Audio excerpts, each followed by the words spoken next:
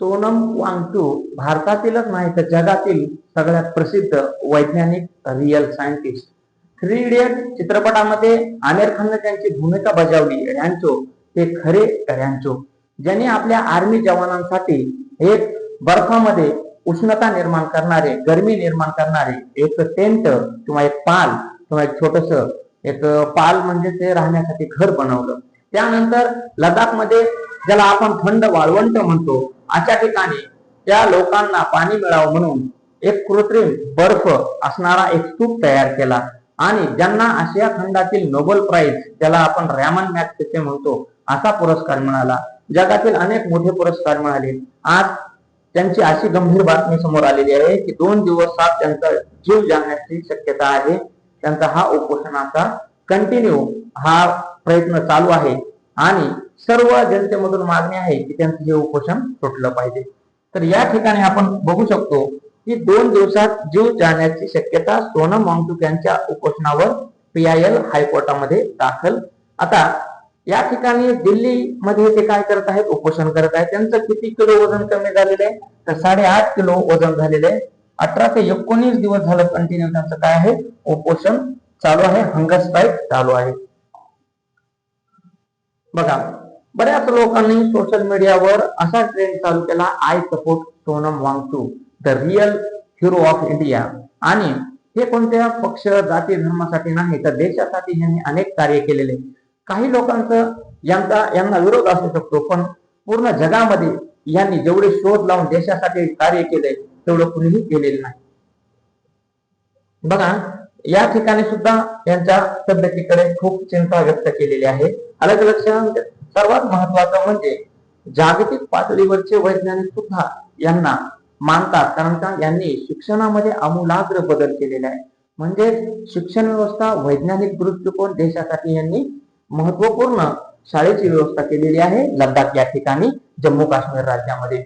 World first solar heated tent for the made in India for the military, या ठिकाणी हे आपल्यासाठी अभिमानाची गोष्ट आहे. आता काही लोक असे आहेत जे स्वीकार करायला तयारच नाहीत. त्यांना या जगामध्येच नाही, या पृथ्वीवरच नाही तर या सोलर सिस्टम म्हणजेच सूर्यमालेमध्ये सुद्धा उत्तर नसतं. मग आपण हे पुरावे दाखवू शकतो की बाबा आपल्या आर्मी जवानासाठी यांनी असे प्रयोग तयार करून जवानासाठी, देशासाठी मोठं कार्य केलंय, जे बर्फामध्ये सुद्धा त्यांना राहण्याची चांगली व्यवस्था निर्माण करू शकते. तर सोलर हिटेड हा काय आहे, टेंट आहे, हे ज्याला आपण पाल म्हणतो किंवा राहण्याची एक छोटीशी झोपडी.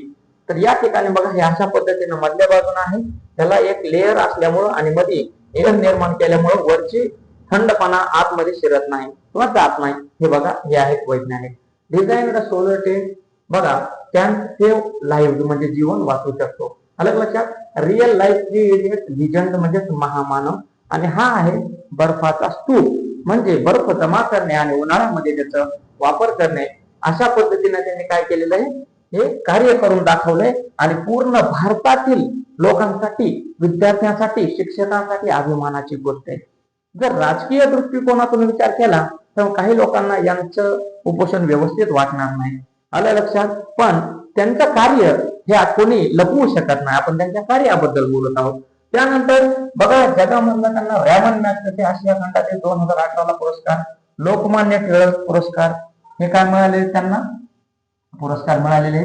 आणि सगळ्यात महत्वाचा म्हणजे रोलेक्स अवॉर्ड फॉर एंटरप्राइज 2016, आणि हे जगामध्ये फक्त 140 व्यक्तींना मिळालेलं आहे. आणि 1994 मध्ये ऑपरेशन न्यू होपच्या सुरुवातीस वांगचुक यांनी शासकीय व ग्रामीण समुदायाचा सहयोग घडवून आणला. त्यांनी बर्फस्तूप तंत्रज्ञानाचा शोध लावला, कृत्रिम ग्लेशियर तयार केले आणि त्या माध्यमाने पाण्याची उपलब्धता करून दिली. सौर ऊर्जेवर चालणाऱ्या कॅम्पसची रचना त्यांनी तयार केली. बघा, हे सगळ्यात महत्वाचे लडाखच्या शैक्षणिक सांस्कृतिक चळवळीचे ते काय संस्थापक आहेत, त्यांना एवढे पुरस्कार मिळाले.